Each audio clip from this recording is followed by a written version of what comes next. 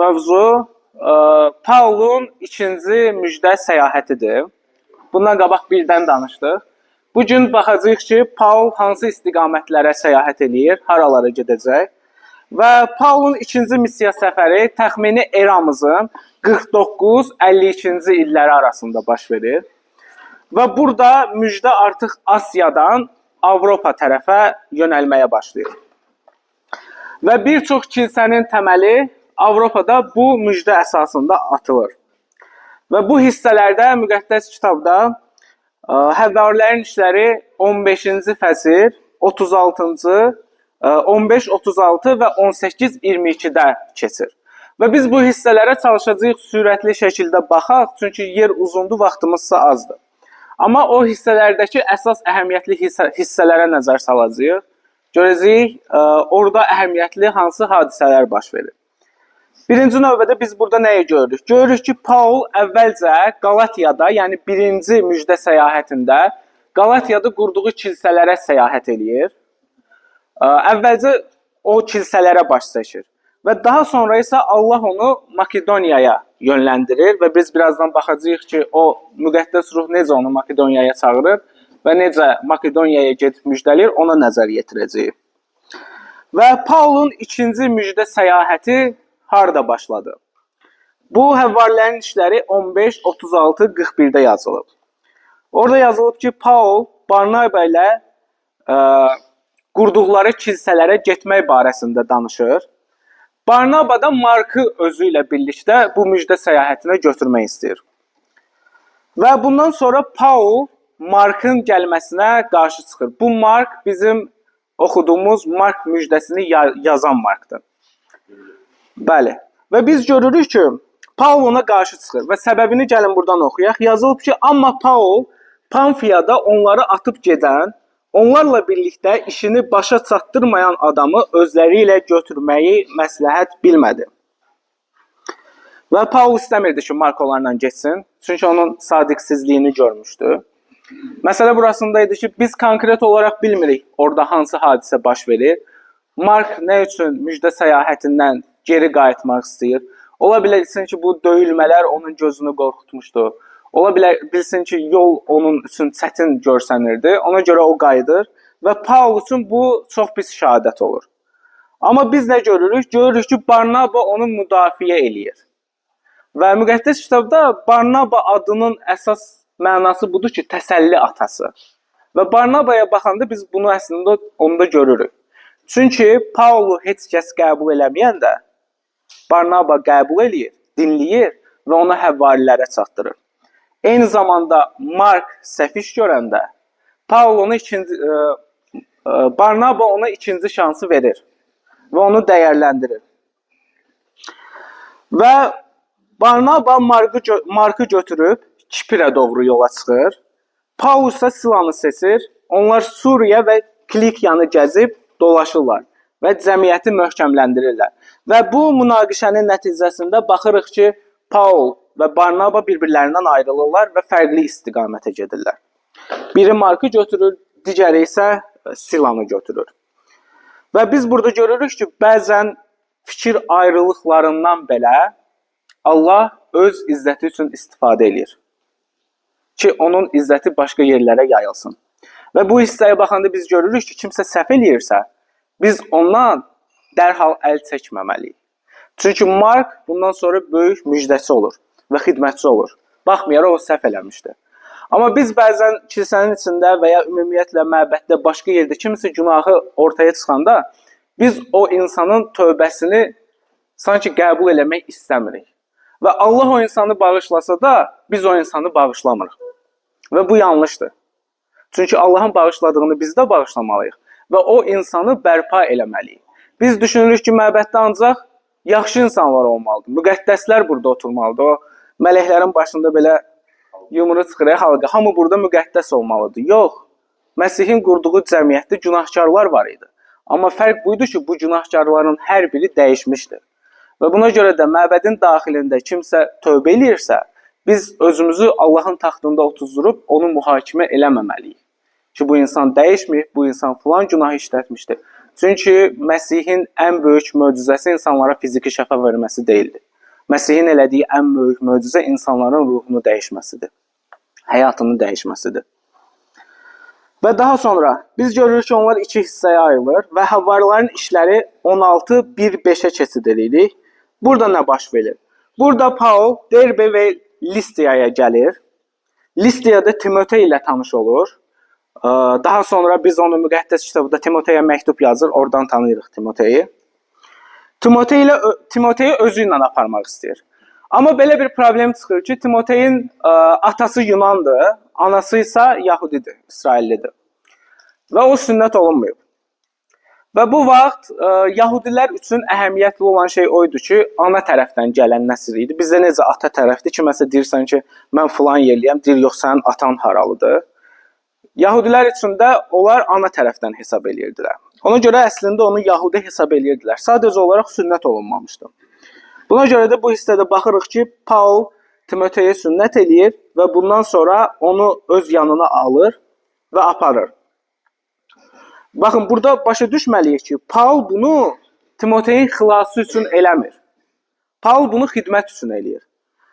Çünki əgər Timotey sünnət olunmasaydı, sinagoglarda onu qəbul eləməyəcəkdilər, müjdəni dinləməyəcəkdilər və xidmətlə bağlı problemlər yaranacaqdı.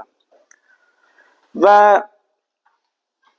biz burada hissədən belə bir dərs çıxardırıq ki, müjdə uğrunda mədəni həssaslıq olmalıdır. Və diqqətli şəkildə müjdəni hər kəsə öz uyğun şəkildə müjdəni paylamalıyıq insanlara. Kəlamda da yazılıb, kimsə donuz əti yemirsə, gəlib onların qarşısında ağzımızın yağı axaxa donuz əti yeməməliyi və ya nə isə günah sayırsa, onun qarşısında eləyib, ondan sonra onu müjdəyə başlamamalıyıq. Və biz burada görürük ki, biz düşüncə tərzini, insanların dəyərlərini, ənənələrini, dilini və həyat tərzinə hörmətlə yanaşmalıyıq. Burada müjdəni bölüşəndə mesaj dəyişmir, diqqət edin. Burada təqdimat forması dəyişir, müjdəni təqdim eləmək forması. Və daha sonra Həvvarilərin işləri 16:6-10-da biz görürük ki, Paul Asiyaya getmək istəyir. Müqəddəs ruh buna icazə vermir. Paul yuxuda bir görüm görür. Yuxuda görür ki, Makedoniyalı bir nəfər Paula yalvarır ki, Makedoniyaya gəl, burada vəziyyət pisdir, bizə kömək elə. Və bundan sonra Paul Makedoniyaya doğru yola düşür. Tamam. Bundan əvvəl nə elədi? O Qalatiyada qurduğu kilsələri ziyarət elədi. Orada gəzdi və bundan sonra Makedoniyaya Allah onu yönləndirdi, müqəddəs ruh. Və biz burada görürük ki, artıq bu səyahətdə Luka da onunla birlikdə idi. Çünki birdən-birə Həvvarilərin işlərinin müəllifi üçüncü şəxsdən birinci şəxsə keçir. Yəni, üçüncü şəxs odur ki, ədəbiyyatda hadisələri üçüncü şəxs kimi danışır. Filan kəs filan yerə getdi, onun üçün çətin idi, onu oradan qovdular və s.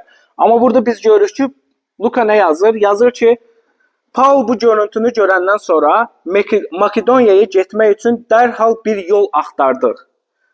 Bundan nəticə çıxartdıq ki, Allah bizi orada müjdə yaymaq üçün çağırır. Və bundan sonraki hissədə hamısı birinci şəxsin dili ilə yazılıb artıq. Və biz başa düşürük ki, bu səyahətdə Luka da Paulla birlikdə idi. Və bu hissədəki əsas mesaj budur ki, müjdədə istiqaməti verən Allahdır. Bizim istəyimiz deyil. Və istiqaməti ondan istəməliyik və ondan gözləməliyik. Və Paulun ikinci səyahətinə də istiqaməti verən Allah idi. Və onu o yönləndirdi. Və biz öz həyatımızda xidmətə gedəndə və ya ümumiyyətlə kimlərsə müjdələyəndə biz daima duada vaxt keçirtməliyik ki, ya Rəbb, sən məndən harda istifadə eləmək istəyirsən? Mənə bu istiqaməti, bu çağırışı göstər ki, mən ora doğru gedə bilim. Və necə ki, Paulu Allah göstərdi və Makedoniyaya getdi. Biz görürük ki, gələcəkdə orada çox böyük işlər görür. Və daha sonra Həvvarilərin işləri 16:11-40-a keçid eləyirik. Və bu hissədə artıq Paul Filipə gedir. Filip şəhərinin adı Makedoniyalı İskəndərin atasının adı ilə bağlıdır. Oranı işğal eləyəndən sonra o şəhərə öz atasının adını qoyur. Bu şəhərdə əsasən Romalılar yaşayırdı. Və təqaüdə çıxmış Roma əsgərləri də burada var idi. Bir çox insanlar bu Filip ərazisində yerləşib orada yaşayırdılar. Və burada biz nə görürük? Rəbbin Paul vasitəsilə işlətdiyi bir möcüzə. Paul müjdəni yaymağa başlayır, insanlara vəz eləyir. Bu vaxt cinli bir qız bunun arxasınca düşür. Bu qız kim idi? Bu qız mundar ruh var idi onda və onun sahibləri onda olan bu ruhdan istifadə edərək pul qazanırdılar. Müxtəlif yollar var idi. Yəqin ki, fala baxdırırdılar, insanların nəsə talihlərini dedizdirirdilər və əsasən insanlar bundan pul qazanırdı. Bu qadın düşür Paulgilin arxasına. Bunlar hara gəlirsə başlayır bunlar haqqında danışmağa. Belə pis də danışmır. Deyir Allahın övladlarıdır bunlar, bunlara diqqət edin və Paul axırda bezib qayıdır qadına deyir ki, İsa Məsihin əmri adıyla əmr eləyirəm, natəmiz ruh səndən azad olsun və qadın natəmiz ruhdan azad olur. Ancaq bu qadının sahiblərinin xoşuna gəlmir. Çünki əsas gəlir mənbələri məhv olur. Və bundan sonra şəhərdə böyük bir qırğın başladılar ki, bunlar gəliblər öz Allahlarını bizim şəhərdə təbliğ eləyirlər və başlayır böyük çaxnaşma düşməyə. Və çaxnaşma düşən vaxt gəlirlər Romalılar aradan götürürlər silahla Paulu türməyə salırlar. Və biz burada bu fəsildə görürük Paulla Silanın həbsdəki vəziyyətlərini. Onlar gecə ilə həbsdədirlər, əlləri qolları bağlanıb, hətta ora atılmamışdan qabaq döydüzdürürlər və ondan sonra həmən türməyə atırlar. Və biz burada görürük ki, onlar həbsin içində dua eləyirlər, ilahı oxuyurlar, ruhdan düşmürlər və hətta başqa dustaqlar da onlara qulaq asır, onların bu ilahilərini eşidirlər. Və bir müddət sonra bunlar ilahi oxuyurlar və birdən-birə başlayır zəlzələ olmağa Romada. Və böyük bir zəlzələ olur, qapılar qırılmağa başlayır və bütün dustaqların qapıları açılır. Və bu vaxt Roma əsgəri yuxudan oyanır, baxır ki, qapılar açıqdır, dustaqlar qaçacaqlar. Özü birbaşa özünü öldürmək istəyir. Çünki Romada o vaxt əgər kimisə tapşırırdılarsa sənə bir dustağı, onun başına nəsə gəlirdisə, bu artıq sənin də edamın deməkdir. Ona görə istəyir öz-özünü öldürmək istəyir orada ki, bunlar qaçırlar, başqa çarə yoxdur. Onda Paul onu dayandırır, deyir, dayan, biz heç birimiz heç ara getmirik, buradayıq, özünü öldürmə. Və bundan sonra ona maraqlı gəlir ki, siz kimsiniz? Onların Allahları haqqında soruşmağa başlayır. Və biz burada görürük ki, həmən o Roma əskəri Məsihə iman eləyir, hətta onun ailəsi də Məsihə iman eləyir. Və səhərsi gün qapını açırlar ki, çıx get. Yəni imanına görə yox, o əskər iman eləyir. Sadəcə olaraq qapını açırlar ki, çıx get də, bizim səndən işimiz yoxdur. Bu dəfə görür ki, Paul getmək istəmir. Deyir ki, mən Roma vətəndaşıyam, siz məni döymüsünüz, xeyr oladı, mən hara gəlirəm. Yazıca gəlib dünən biz danışırdıq ki, Roma vətəndaşlarını döyə bilməzdilər. Və beləliklə Paul deyir, mən getmirəm, amma bir müddət sonra görürük ki, Romalılar gəlir, onlardan üzr istəyirlər və deyirlər ki, xahiş edirəm, şəhərdən çıxın, biz sizə əl vurmuruq. Və bundan sonra Paul yenidən azadlığa çıxırlar. Və biz bu hissədə nə görürük? Bu hissədə əsas fikir olaraq görürük ki, xidmətdə ən çox dua və ibadət insana güc verir. Çünki Paul və Sila döyüldülər, yaralandılar, zindana atıldılar. Ayaqları qandallandı, əlləri qandallandı. Bu vəziyyətdə insanın təbii reaksiyası necə olardı təbii ki? Şikayət, qorxu, ümidsizlik. Amma biz onlarda nə görürük? Onlar gecə boyu dua eləyirlər, ilahi oxuyurlar, ruhdan düşmürlər. Baxın, vəziyyət dəyişsə də onların qəlbi dəyişmir. Onların qəlbində yenə Allahın sülhü var idi. Çünki xidmət prosesində onlar Allahın huzurunda yaşayırdılar. Baxın, bugün bəzi xidmətçi tipləri var ki, bu insanlar Allahın huzurundan qaçır. Biz Allahın huzuruna qaçmalıyıq. Allahın huzurundan qaçmalı deyilik. Tamam. Bəziləri xidmət eləyir və düşünür ki, tamam, mən öz xidməti vəzifəmi xidmətdə elədim, Allaha olan borcumu ödədim, mən xidmətdə dua elədim, mən kəlamı oxudum, öyrəndim ki, kiməsə öyrənim. Baxın, bu Allahın huzurunda yaşamaq deyil. Sən özünün şəxsi vaxtın olmalıdır Allahla. Sən özünün dua vaxtın, ibadət vaxtın olmalıdır, xidmət vaxtı. Ki, sən o şəxsi vaxtda aldığın güclə sən xidməti davam elətdirə biləsən. Sənə əgər yenə öz resurslarından istifadə eləyirsənsə, sənin seminarlarda öyrəndiyin bilik bir müddət sonra tükənəcək. Sənin YouTube-da baxdığın videolardakı məlumat da bir gün tükənəcək. Sənin vəzdə qulaq asdığın məlumatlar da bir gün tükənəcək. Çünki sən özündən istifadə edirsən. Və sən bir gün tükənəcəksən, əgər özündən istifadə edirsənsə. Amma sən öz resurslarından yox, Allahın resurslarından istifadə edirsənsə, müqəddəs ruha icazə verirsənsə, bu heç vaxt tükənmir. Çünki bu gücün mənbəyi sən deyilsən, Allahın özüdür. Buna görə də biz özümüzü özümüzə yox, Allaha bağlamalıyıq və xidmət prosesində daim ibadətdə və duada olmalıyıq. Və xidmətin şərtləri dəyişsə də ruhdan düşməməliyik. Allahı izzətləndirməyə davam eləməliyik. Çünki biz onun çağırışına uyğun olaraq getmişik həmən yerə. Əgər bizi göndərirsə, o bizim də qayğımıza qalacaq. Daha sonra Həvvarilərin işləri 17:1-9-a baxaq. Bura uzundur, oxumuram, nə baş verir? Burada artıq Salonikə gəlirlər.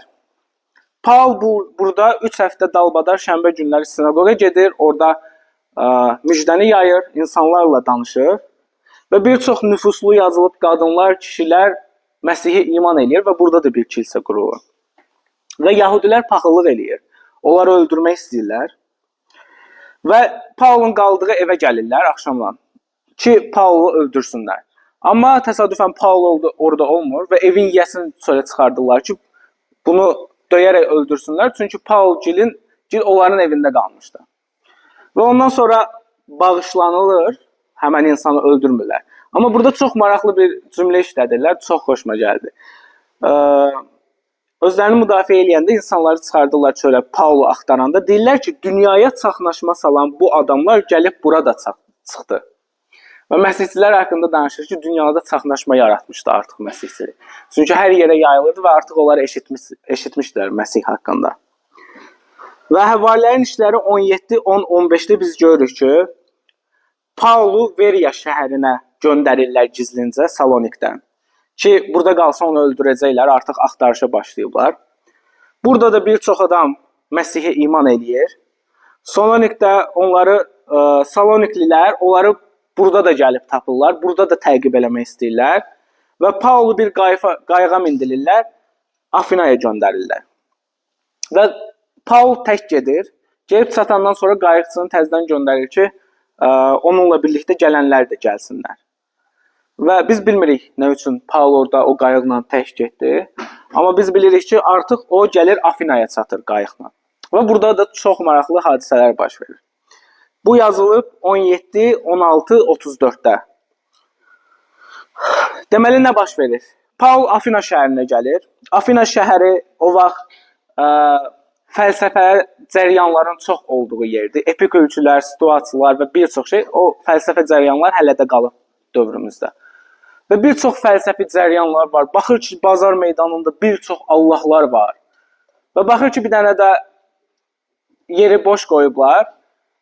Yazıblar ki, nə məlum Allahın qurbangahı. Və hətta özlərini qarantiyaya alırlar ki, yəni əgər bir Allah varsa belə biz onu tanımırıqsa, qoy bu da onlarınki olsun.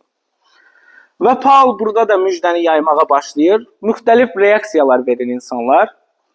Və müxtəlif reaksiyaların nəticəsində Paulu Areopaga aparırlar. Areopag nə haradır? Areopag elə bir yerdir ki, belə dağın başında bir məhkəmə salonu kimi bir şeydir. Məhkəmədir, dini müzakirələrdir, fəlsəfə müzakirələrdir. Əsasən ora yığışırlar, orada söhbət edirlər. Və Paula baxırlar ki, bu nəsə danışır və biz başa düşmürük bu nə danışır. Və dinləyib başa düşmək üçün onu qaldırırlar ora, deyirlər ki, davay yığışaq orada, qulaq asaq görək bu hansı Allaha təbliğ edir. Çünki onlar çox Allahlıydılar və bir çox Allahı qəbul edirdilər. Və bu vaxt biz görürük ki, Paul nə edir? Vəzinə başlamır ki, siz bütpərəsiniz, hamınız öləsiniz, dağılasınız, qırılasınız. Bayaq danışdığımız mövzu. Paul deyir ki, mən görürəm ki, siz dindar insanlarsınız. Və deyir, o boş qoyduğunuz yer var, kimdən məlum Allah. Mən o Allah haqqında danışıram və həqiqi Allah haqqında danışıram. O da İsa Məsihdir. Və başlayır burada Məsih haqqında danışmağa. Və burada çox sevdiyim bir ayə keçir. Deyir, onu axtarsınlar.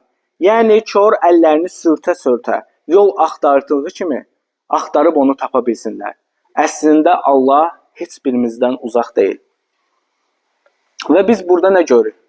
Paulun vəzinin əsas mesajı buydu ki, hər şeyi yaradan Allah insan əli ilə düzəldilən məbədlərdə, qurbancaqlarda yaşamır. O hər yerdə yaşayır. Və müjdəni biz burada görürük ki, mədəniyyətə uyğun çatdırmalıyıq. Və bu mövzuda uzun danışmayacağım. Samir pastor çünki aydın elədi ki, biz müjdəni necə mədəniyyətə uyğun çatdırmalıyıq. Kimisi üstünə qılıncla, nizə ilə çıxmamalıyıq ki, sən Məsihə iman eləməlisən, sən yanlışsan. Hər kəsin öz dili var və sakit şəkildə bunu tapıb müjdəni belə bəyan eləməliyik. Və Paul kimi. Baxın, biz danışdıq yadınıza gəlirsə, Paulun Tarsusda doğulması və Allahın Pauldan o mənim əlimdə yaxşı alət olacaq deməyini biz artıq görməyə başlayırıq ki, Paul bütün mədəniyyətləri bildiyi üçün rahat şəkildə burada da müjdəni yaya bilir. Daha sonra Həvarilərin işləri 18:1-17-yə baxırıq. Burada Paul Afinadan çıxır, Korinfilə gedir. Burada çadırçılıqla məşğul olmağa başlayır. Və hər şənbə sinaqoqa gedir, Məsih haqqında danışmağa başlayır. Və biz burada görürük ki, orada bir çox insanlar iman eləyir, amma Korinf kilsəsi Paula dəstək olmurdu. Amma baxmayaraq ki, Filip kilsəsi ən kəsib kilsələrdən biri idi. Onlar Paula yaşamaq üçün müəyyən qədər yardım eləyirdilər. Və Paul Korinflə gələndə məcbur qalır çadırçılıqla məşğul olmağa ki, orada yaşaya bilsin eyni zamanda. Daha sonra Yahudilər də burada onu öldürmək istəyir. Və bu hissədə Allah Paulla danışır. Nə deyir? Bu Həvarilərin işləri 9-10-11-də yazılıb. Bir gecə Rəbb görüntüdə Paula dedi: qorxma, danış, susma. Bax, mən səninləyəm. Heç kimin sənə pisliyi dəyməyəcək. Çünki bu şəhərdə xalqım çoxdur. Və Paul orada il yarım qaldı və dayanmadan xalqa Allahın kəlamını öyrətdi. Baxın, biz qorxanda Allah bizə özü təsəllini göstərir və göndərir. Necə ki, Paula göndərdi. Biz bu hissəyə baxanda görürük ki, Paul narahatdır. Qorxur ki, Allah ona qorxma deyə cavab verir. Bu qədər işlər görən Paul, bu qədər səyahət edən Paul hansısa hissədə narahatlığa düşür. Və Allah görüntüdə ona görsənir, deyir, qorxma. Və Bibliyaya baxanda Allah bizə dəfələrlə qorxma deyir. Və Rəbbin öz balalarına ən çox dediyi şey qorxmadır. Və bugün sizə də deyir ki, qorxma. Qorxma və mənim adımı bəyan elə. Qorxma və danış və narahat olma. Çünki biz Paula Allah vəd verir və o vəd bizlə də bir yerdədir. Və biz görürük ki, xidmət davamlılıq tələb eləyir. Bir il yarım təxmini Korinfdə qalır Paul və bu müddət ərzində müjdələyir, insanlara danışır və biz də xidmətdə görürük ki, davamlı olmalıyıq. Rəbb bizi harasa çağırıbsa, biz ruhdan düşməməliyik. Ayda məndə alınmadı. Yox, bu dəfə nəsə görüş keçirdim, 3 nəfər gəldi, 2 nəfər gəldi. Yox, məndən alınmayacaq. Yox, əgər biz sadiq olsaq, Allah bizə böyük şeyləri əmanət eləyəcək. Ona görə kiçik şeylərdə sadiqəyə olmalıyıq ki, Allah bizə böyükləri də əmanət eləsin. Və daha sonra görürük Həvarilərin işləri 18-23. Burada nə baş verir? Paul Korinfdə olan imanlı bacı qardaşlarının yanından yanında xeyli gün qaldı. Və sonra onlarla vidalaşıb Priskla və Akila ilə birgə Suriyaya getmək üçün yelkən açdı. O, Kenxriya limanından saçını qırxmışdı, çünki bir əhd eləmişdi. Allahla bir əhd eləyir və konkret olaraq kənarda yazılmayıb bu əhd nədir. Onlar Efesə çatanda Priskla ilə Akiladan ayrılaraq sinaqoqa girdi və Yahudilərlə mübahisə etməyə başladı. Ondan xahiş edəndə ki, burada daha bir müddət qalsın, buna razı olmadı. Amma onlarla vidalaşanda belə dedi: Allah qoysa yenə yanınıza qayıdacağam. Sonra Efesdən yelkən açıb getdi.